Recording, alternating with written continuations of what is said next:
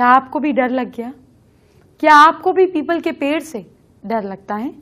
क्या आपको भी लगता है कि पीपल का पेड़ डरावना होता है, इसमें नेगेटिव एनर्जी का वास होता है?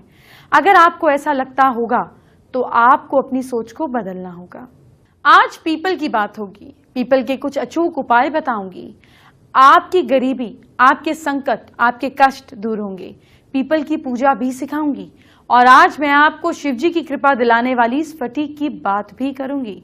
स्फटिक से कैसे लक्ष्मी जी प्रसन्न होंगी, कैसे आप मालामाल बनेंगे, कैसे शिवजी की कृपा मिलेगी, ये सब आपको पता चलेगा। हर पेड़ अच्छा होता है, शुभ होता है और हमारे लिए लाभ ही लेकर आता है।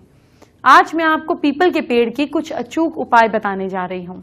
इसके बाद आपके अंदर से पीपल के पेड़ का डर निकल जाएगा। पीपल के पेड़ को चमत्कारी माना गया है और इसमें कई देवी देवताओं का वास है। इसी वजह से इस पेड़ के आसपास की गई पूजा या उपाय बहुत जल्दी असर दिखाती है। अगर कोई भी नियम से पीपल के उपाय करेंगे तो कुछ ही समय में अपनी किस्मत बदल सकते हैं। जो लोग पैसों की कमी से परेशान हैं, उनके लिए यहाँ कुछ खास उपाय हैं। शनिवार के दिन पीपल का एक पत्ता जो नीचे गिरा हुआ हो, तोड़ना बिल्कुल भी नहीं है। कभी भी कोई भी पत्ता ना तोड़ें, जो गिरा हो उसी से उपाय करें। तो जो गिरा हुआ पत्ता है उसे गंगा जल से धोकर हल्दी और दही के घोल से अपने दाएं हाथ की अनामिका उंगली से ह्रीम लिखें। इसके बाद इस पत्ते को धूप दीप दिखाकर अपने बटुए में रख लें।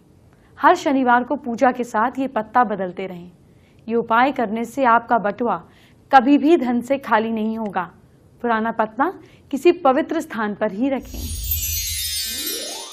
अब दूसरा उपाय सुनिए। मंगलवार और शनिवार को ब्रह्म मुहूर्त में उठें बिटवीन 4 to 5। इसके बाद फ्रेश होकर किसी पीपल के पेड़ के 11 पत्ते ले आएं। ध्यान रखें पत्ते पूरे होने चाहिए, कटे पटे टूटे फूटे नहीं होने चाहिए। इन 11 पत्तों को साफ जल में धोकर कुमकुम या अष्टगंध या चंदन मिलाकर श्री राम लिखें। लिखते समय हनुमान चालीसा का पाठ करें। इसके बाद श्री राम नाम लिखे हुए इन पत्तों की एक माला बनाएं। इस माला को किसी भी हनुमान जी के मंदिर में जाकर वहां बजरंग बली को अर्पित करें। इस तरह ये उपाय करते रहें, कुछ ही समय में पॉजिटिव रिजल्ट आपके सामने होगा। और अब जानिए, पीपल में रोज जल अर्पित करने से कुंडली के कई अशुभ माने गए ग्रह और जो अशुभ योग होते हैं, जो कॉम्पोजिशंस होती हैं, जो प्लैनेटरी पोजीशंस होती हैं, इनके प्रभाव नेगेटिव खत्म हो जाते हैं। शनि की 7.5 या ढैया में पीपल की पूजा शनि के कोप से बचाती है। इस पेड़ की परिक्रमा से ही काल सर्प दोष जैसे बड़े बड़े योग, इनके बुरे प्रभावों से छुटकारा मिल जाता है। इसके अलावा शास्त्रों के मुताबिक इस पेड़ के सभी देवी देवताओं में वास माना जाता है। जो जहां देवी देवताओं का वास है उससे डरना कैसा। इसीलिए पीपल से प्यार कीजिए, डरिए नहीं। आपको पता है, पीपल का पेड़ लगाने वाले को जीवन में किसी भी तरीके का कोई भी दुख नहीं सताता है। उस इंसान को कभी भी पैसों की कमी नहीं रहती। पीपल के पेड़ को लगाने के बाद उसे रोज जल अर्पित करना चाहिए। जैसे जैसे पेड़ बड़ा होगा, आपके परिवार में सुख समृद्धि बढ़ती जाएगी, धन बढ़ता जाएगा। पीपल के बड़े होने तक इसका पूरा ध्यान रखना चाहिए, तभी तो आपको हैरान करने वाले फायदे मिलेंगे। अगर किसी पीपल के नीचे शिवलिंग स्थापित करा तो नियमित रूप से पूजन करना चाहिए, तभी उसकी सारी समस्याएं समाप्त हो जाती हैं। इस उपाय से गरीब व्यक्ति भी धीरे धीरे मालामाल हो सकता है। कलयुग में हनुमान जी शीघ्र प्रसन्न होने वाले देवता माने गए हैं। इनकी कृपा प्राप्त करने के लिए कई प्रकार के उपाय बताए जाते हैं। अगर पीपल के वृक्ष के नीचे बैठकर हनुमान चालीसा का पाठ किया जाए तो ये चमत्कारी फल देता है। शनि दोषों से मुक्ति के लिए पीपल के पेड़ के उपाय रामबाण है। शनि की 7.5 और ढैया के बुरे प्रभावों को नष्ट करने के लिए हर सैटरडे पीपल के पेड़ पर जल चढ़ाकर 7 परिक्रमा करनी चाहिए। इसके साथ ही शाम के समय पीपल के पेड़ के नीचे दीपक भी लगाने चाहिए। अभी पीपल से जुड़ी और भी जरूरी बातें करनी है। एक खास दिन जब आपको पीपल की पूजा नहीं करनी है, कौन सा है वो दिन, आगे बताऊंगी। आपने भी पीपल की पेड़ की पूजा जरूर की होगी और अगर नहीं की है तो देखी जरूर होगी। हजारों सालों से हमारे देश में पीपल की पूजा हो रही है, लेकिन ये पूजा कैसे की जाती है, इसका सही तरीका क्या है, आज आपको बताने जा रही हूं। पीपल के पूजन की क्या है सामान्य विधि। जिस दिन पीपल की पूजन करनी हो, जिस दिन पूजा करनी हो, उस दिन सूर्योदय से पहले जागकर नहा लें। सफेद कपड़े पहनकर किसी ऐसी जगह पर जाकर जहां पीपल हो खड़े हो जाएं। पीपल की जड़ में गाय का जरा सा दूध, तिल और चंदन मिला हुआ पवित्र जल अर्पित करें। जल अर्पित करने के बाद जनेऊ, फूल और प्रसाद चढ़ाएं। धूप दीप बाती और दीप जलाएं। आसन पर बैठकर या खड़े होकर मंत्र जाप करें या अपने इष्ट का, देवी देवताओं का स्मरण करें। अब आपको मंत्र बता रही हूं, थोड़ा बड़ा मंत्र है, एक एक शब्द आराम से बोलूंगी, नोट कर लीजिए। मूल तो ब्रह्म रूपाय, मध्य तो विष्णु रूपेणी, अग्रतः शिव रूपाय वृक्ष राजाय ते नमः। आयु प्रजाम धनम धान्यम सौभाग्यम सर्व संपदम देहि देव महावृक्ष त्वामह शरणम गतः। मंत्र जपने के बाद आरती करें, प्रसाद ग्रहण करें। पीपल की जड़ में अर्पित थोड़ा सा जल घर में लाकर छिड़कें। इस तरह पीपल की पूजा करने से घर में सुख, समृद्धि और शांति बनी रहती है। पीपल के पेड़ को देवताओं का निवास बताया गया है। पीपल की जड़ में विष्णु, तने में केशव, शाखाओं में नारायण, पत्तों में भगवान हरि, फल में सभी देवताओं से हमेशा निवास रहता है। पीपल के पेड़ को साक्षात विष्णु स्वरूप माना गया है। इसीलिए जब आप पीपल के पेड़ की पूजा करते हैं तो मन में शांति मिलती है, लेकिन इसके पूजन से जुड़ी एक बात का ध्यान रखना बहुत जरूरी है, वो ये कि रविवार के दिन पीपल के पेड़ की पूजा ना करें। स्फटिक की माला का संबंध शिव जी से है। आपको आसानी से किसी भी अच्छी पूजा की दुकान में मिल जाएगी। बड़े शिव मंदिरों पर भी मिलती है। इस स्फटिक की माला पहनने से आपके कई संकट दूर होते हैं। आइए आपको बताती हूँ। मान्यता यह है कि स्फटिक को धन की देवी लक्ष्मी जी का स्वरूप माना जाता है, जिसे गले में हार की तरह धारण किया जाता है। स्फटिक निर्मल होता है, बिना रंग का होता है और पारदर्शी होता है। विधि विधान और श्रद्धा से स्फटिक को गले में धारण करना चाहिए। सारे काम में सफलता मिलती है।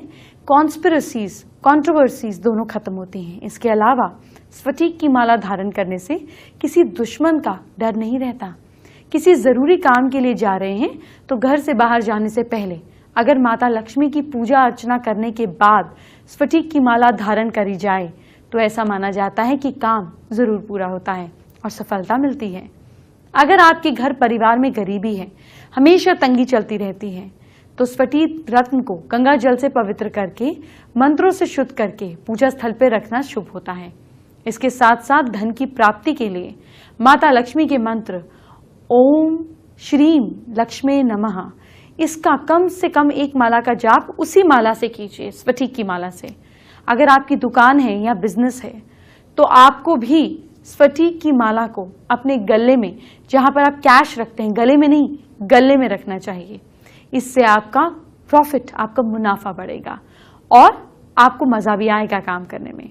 उपाय करते समय इस बात का ध्यान जरूर रखना है कि जिस तिजोरी में स्फटिक की माला या रत्न रखा जाए उसका दरवाजा उत्तर दिशा में ही खुले। वैसे भी वास्तु के मुताबिक पैसा रखने की जगह दक्षिण में होनी चाहिए, जिसका जब चेहरा मुंह खुले, उसका द्वार खुले तो नॉर्थ की तरफ खुले, क्योंकि नॉर्थ में माँ लक्ष्मी और कुबेर जी का वास है। अभी आपको स्फटिक के कुछ और उपाय भी बताऊंगी, शो पर बने रहिए। सोमवार के खास दिन स्फटिक की माला की कुछ और जानकारी आपको दिए देती हूँ। स्फटिक में कई तरह की खूबियां होती हैं जिनके बारे में कम लोगों को पता होता है, लेकिन मैं आपको शिव की कृपा दिलाने वाली स्फटिक की एक एक खूबी बताने जा रही हूँ।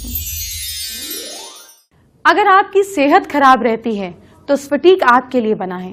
स्फटिक की माला कई तरीके की शेप में आती है, लेकिन इसकी खासियत यह है कि इसमें हीलिंग पावर भरपूर होती है। इसको पहनने वाले की सेहत हमेशा अच्छी रहती है, बीमारी उनसे दूर रहती है। कुछ लोगों को यह भी मानना है कि स्फटिक नेगेटिव एनर्जी से भी बचाता है, इसके लिए बहुत मशहूर है। लेकिन ऐसा हमेशा मैं बताती हूँ कि आपको डॉक्टर का इलाज कराते रहना है, साथ ही में स्फटिक का इस्तेमाल आप कर सकते हैं। पूजा में स्फटिक का कैसे इस्तेमाल करें? स्फटिक का संबंध शिव जी से है, इसीलिए महादेव की पूजा अर्चना में भी स्फटिक का इस्तेमाल किया जाता है। इससे आपकी गरीबी दूर होगी, बीमारियां दूर होंगी, घर में पॉजिटिव एनर्जी आती है, खुशहाली प्रवेश करती है।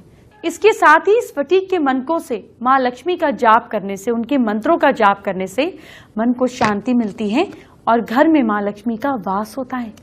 स्फटिक की माला को धारण करने से बॉडी का बैलेंस अच्छा रहता है, आप अच्छे से सोच पाते हैं, ठीक फैसले कर पाते हैं, डर भागता है। स्फटिक की माला के साथ रुद्राक्ष और मूंगे को पिरोया जाए या इसका ब्रेसलेट बनाया जाए तो मन का डर खत्म होता है। इस तरह की माला पहनने से आपको डर भी नहीं लगता और आपकी परेशानियां भी खत्म होती हैं। स्फटिक से आपको एक और सुख मिलता है। कहा जाता है कि स्फटिक के शंख से महादेव को तर्पण करना चाहिए।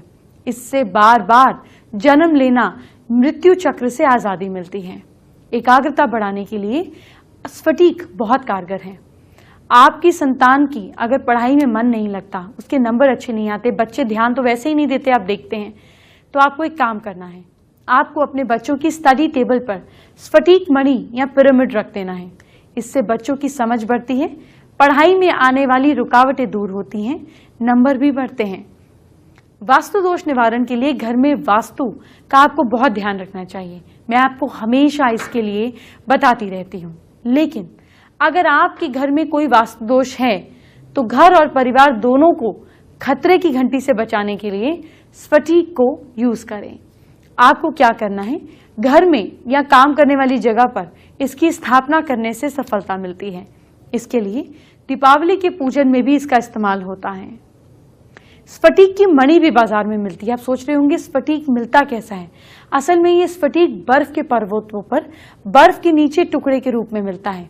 जिस तरह वहां की बर्फ सफेद और क्लैरिटी वाली होती है, ठीक उसी तरह ये मणि भी सफेद और चमकीला पारदर्शी होता है। इसीलिए स्फटिक दिखने में एक मणि जैसा चमकने लगता है।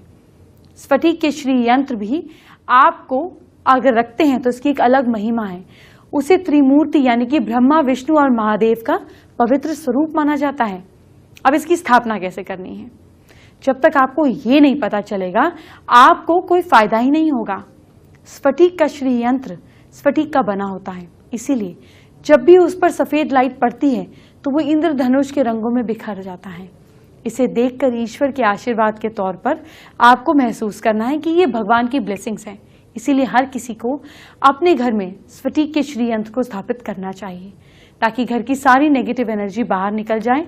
घर में इसकी स्थापना करने से परिवार में नाम, मान, पैसा, खुशियां, समृद्धि, शांति सबका वास होता है। अब आपको स्फटिक से जुड़ी कुछ अच्छी साइंस की बातें बताती हूँ जो भले ही आपको याद ना रखें लेकिन आपको जाननी जरूर चाहिए, क्योंकि जैसा मैं बार बार कहती हूँ धर्म में हर चीज कहीं ना कहीं साइंस से जुड़ती है, लेकिन हम जानते हैं, हमें जानना जरूर चाहिए। स्फटिक को इंग्लिश में क्वार्ट्ज कहते हैं, क्वार्ट्ज क्रिस्टल भी कहते हैं। ये क्रिस्टल साफ, ताकतवर, निर्मल और पवित्र माना जाता है और इसीलिए कुछ लोग इसे प्योर स्नो और प्योर व्हाइट क्रिस्टल के नाम से भी बुलाते हैं। इसमें केमिकल में सिलिकॉन डाइऑक्साइड है। ये रंग के बिना है, पारदर्शी है, चमकदार क्रिस्टल होता है। दिखने में ये बिल्कुल रॉक क्रिस्टल यानी कि बिल्लौर की तरह होता है। संस्कृत में इसे सितपोल, फिटक और कांचमणि, शिव प्रिया के नाम से भी जाना जाता है। ये दिखने में एक कांच की तरह दिखता है। इसमें कई एंगल होते हैं जो दिखते हैं, इसीलिए ये कांच के मुकाबले ज्यादा अच्छा लगता है दिखने में। इसीलिए स्फटिक जरूर धारण करें।